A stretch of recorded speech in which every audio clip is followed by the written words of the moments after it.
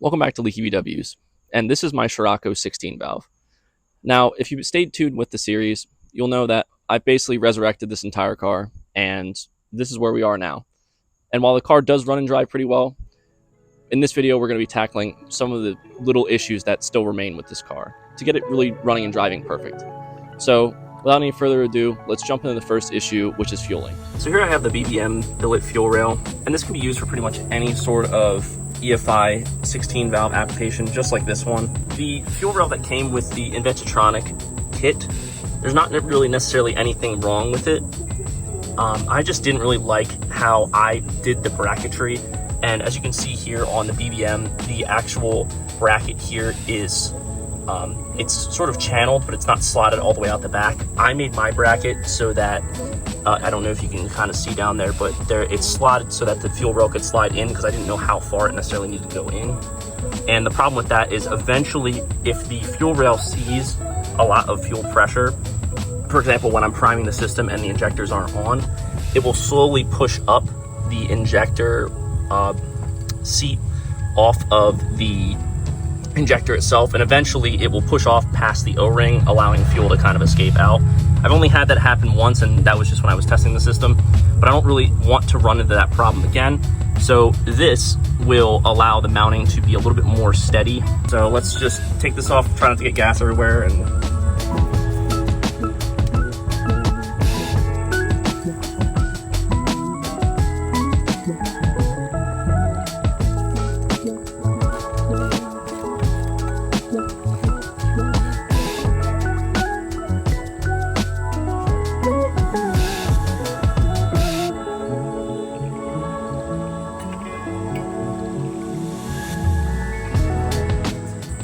realized I forgot to record that, but the fuel rail is in now.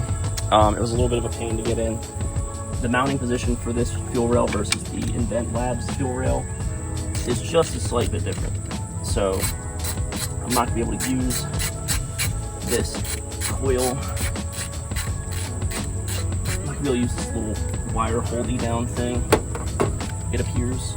So now these guys go on like this.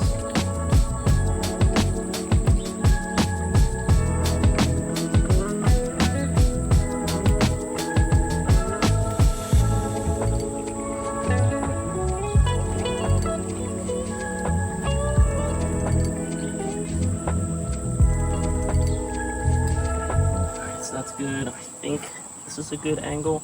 I don't know, we'll see. But they're about pushed down as far as they'll go. Let's tighten this guy up.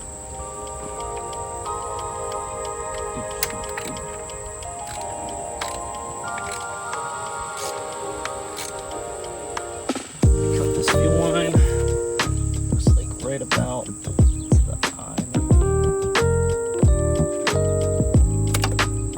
Oh, and I just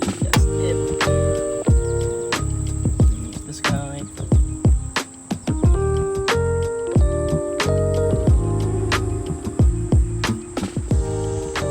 I make it silly? I made it silly. Of course, I cut it too short. I don't know what was wrong with me. I literally just, it was stuck on something, and I knew I didn't cut it too short. I was just so confused, but now, I do plan to switch this to an actual 6AN line at some point. Just didn't have it, and this line was fine. I knew it was going to work, so for the meantime, I'll just do this, and then when I fully go through everything else, that'll be a temporarily never thing that I'll do. Overall, really impressed with how this came out. I think it looks pretty good in there. Alright, so now we got everything together and all buttoned up. Zip tied out of the way so I don't start chopping coolant hoses again. Let's just see if this thing doesn't leak any.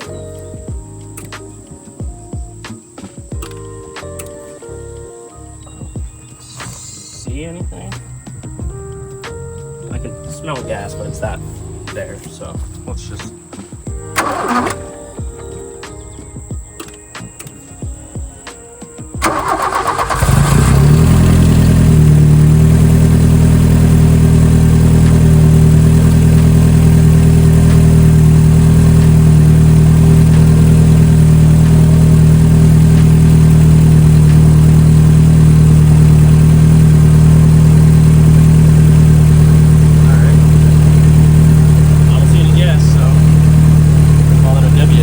So the next thing I'm going to address is my fuel sending unit. So in my car, currently my fuel gauge doesn't work. And when I pulled out my sending unit that was in the tank to replace the lift pump, because mine was bad when I first got the car, they don't produce these sending units anymore. So for a very long time, it was very hard to find a good set of these. But luckily, a company, V12 Throttle Corporation, has just started reproducing the sending units for the Scirocco, as well as a couple of other vehicles. They were actually kind enough to send me this part to show to you guys, and I'm very thankful for that. This will definitely fix my issue, and I'm looking forward to finally having a fuel gauge that'll work. But without any more delay, let's just get to installing this thing. So the first thing I've got to do is remove the screws that hold the seat bottom on. This one will be easy. This one will be a little bit more difficult because the seat recline on this seat doesn't work. So let me just do this real quick and then I'll pick up when I have this out. All right, with the seat out of the way, now all I gotta do is pop the 3 screws off here, and then we'll see the top of the sending unit as well as the fuel lines. So here she is. Here is the top of the fuel tank and the sending unit. So once I pop these 3 things off, the connector and the 2 lines, we can pull this out by hitting this with a screwdriver and a hammer to kind of twist it counterclockwise. And then it'll be as simple as pulling this out and putting the new one back in. I've had this assembly out a couple of times, and I have never once been able to actually get it out without the filter falling off. So now, I gotta go fishing for it in there. You can see it in there now. So.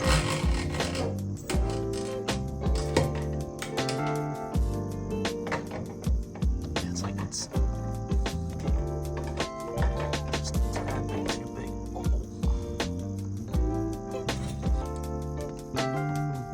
Oh no.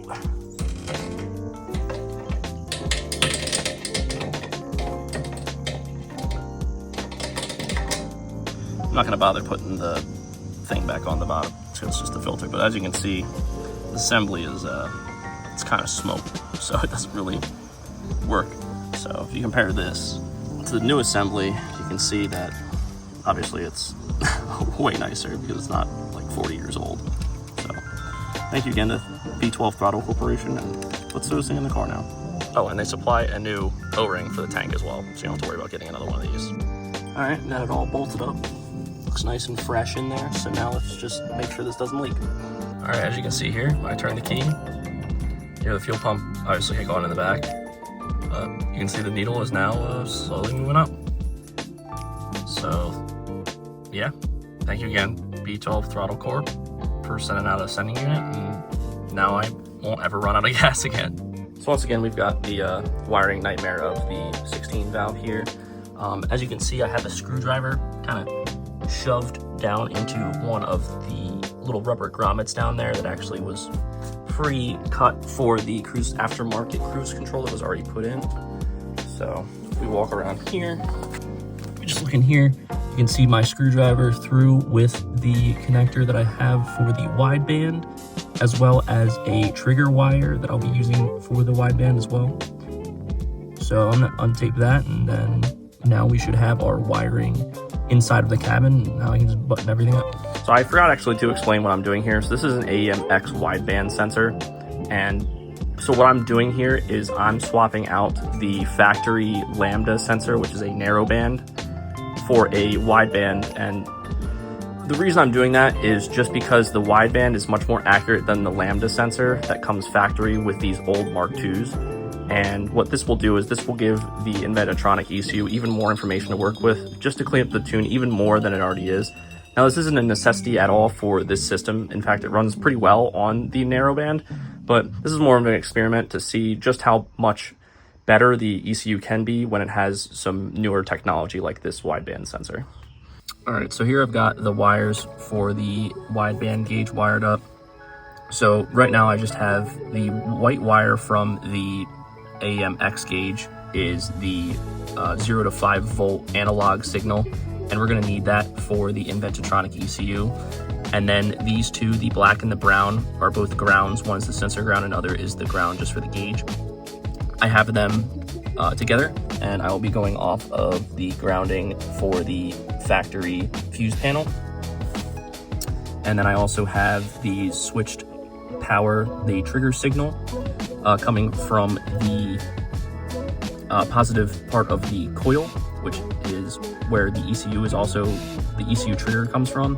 And this extra wire I just have tapped off of here just to run for the signal for my radio as well, because if you didn't know, Mark IIs, pre-91 I believe, don't have a signal for switched power. So they basically are on all the time, and for most modern head units that you can't really just leave them on, like, or they just stay on all the time. So it was just killing my battery, so this will defeat that.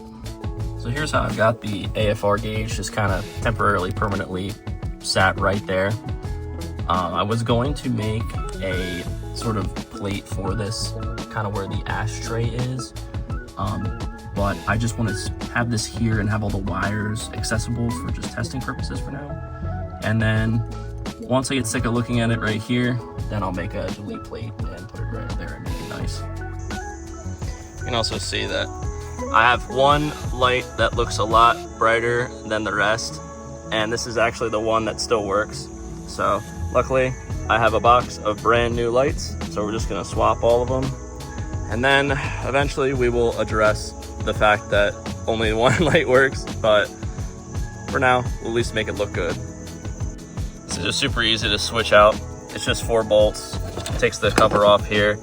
You pop the old one out, plug the new one back in, put the cover on, and it's that simple. And you just do it 4 times. Now, the difference between these, because unlike the Mark 1s where there's only one headlight, the Scirocco has 2. So the high beams have it's the same connector, but actually only 2 of the pins are there. And the high beams also only have 2 pins. And then let me pop over one of the other lights so you can see the difference. So here's a low beam, as you can see, has 3 pins, whereas this one only has 2. Well, this may have been why this this high beam didn't work. It's a little, you know, not good, so. So I'm a little confused right now because the headlights didn't work, and now they do.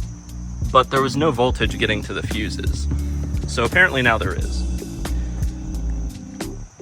Let's see if the high beams work.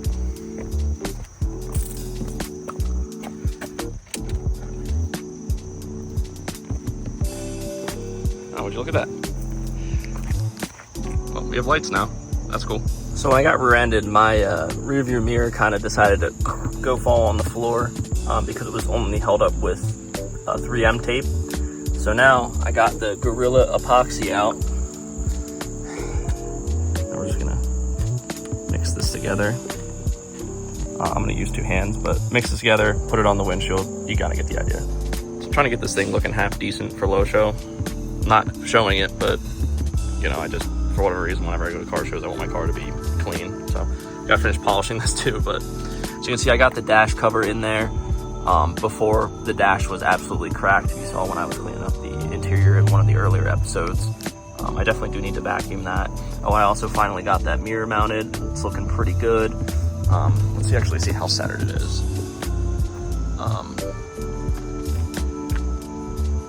Relatively kind of not, but that's fine. You'll never really notice it. So that's a wrap on this episode. If you want to see more of the Scirocco build, make sure you subscribe and leave a like on the video to let me know that you're enjoying the build so far. Also, leave a comment on what you want to see in the future. I'm slowly getting to the point where I'm getting happy with where the Scirocco is, and I'm kind of running out of ideas, honestly. So let me know what you want to see in the comments down below. I have a couple things in the works currently, and one of those may or may not be a Corrado. So if you want to see that, make sure you subscribe, turn notifications on. Thanks for watching, and I'll catch you in the next one.